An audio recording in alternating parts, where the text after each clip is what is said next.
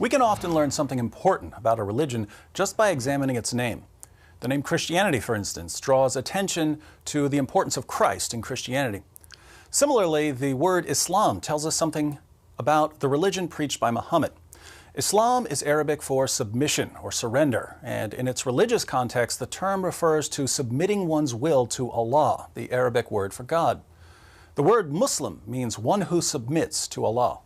So we can already tell that Islam is going to have a lot to do with submitting to God. And Muslims who preach Islam in the West emphasize this when they preach. They say, Islam just means submission to God. You want to submit to God, don't you? Well, then Islam is the religion for you. Now, if the message of Islam were simply submit to God, Christians and Jews would agree. We want to submit to God. But the message of Islam isn't just that you must submit to God. It's a message about how you must submit to God. According to Islam, you submit to God by doing certain things and by believing certain things.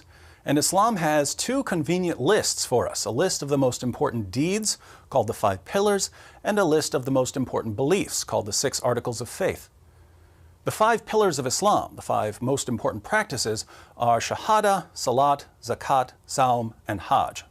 Shahada means testimony. To become a Muslim, all you have to do is recite the words, La ilaha illallah, Muhammadu Rasulullah. There is no God but Allah, and Muhammad is the messenger of Allah. By reciting this testimony of faith, or creed, a person formally submits to Allah and Muhammad. Salat refers to prayer and worship. Muslims are required to pray 5 times per day. These prayers are memorized recitations in Arabic that are accompanied by specified bodily positions, standing, prostrating, and sitting.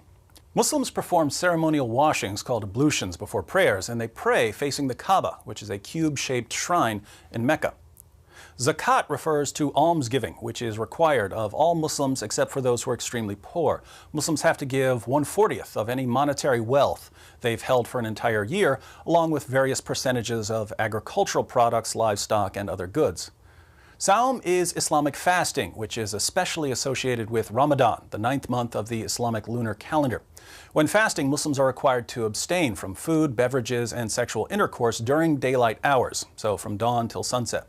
The Hajj is the pilgrimage to Mecca. Every Muslim who is physically and financially able must take a pilgrimage to Mecca at least once in life.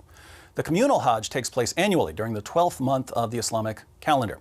Muslims circle the Kaaba 7 times, run or walk back and forth between the nearby hills of Safa and Marwa, pelt walls with pebbles to symbolize stoning the devil, things like that.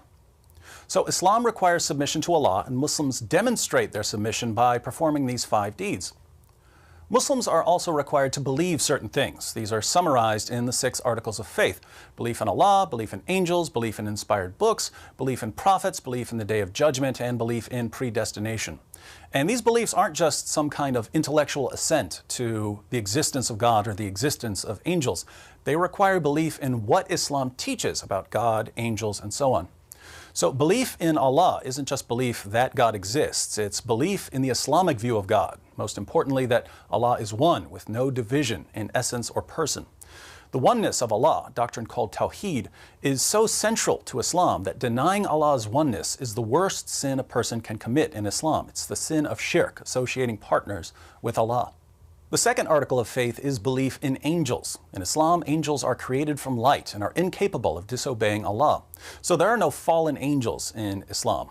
Iblis, or Satan, is one of the jinn. Jinn are created from fire rather than from light and may rebel against Allah.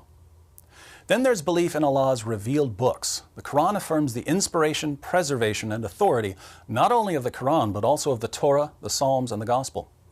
Muslims have to believe in Allah's prophets. Counting Muhammad, the Quran mentions 25 prophets by name, though there are numerous unnamed prophets as well.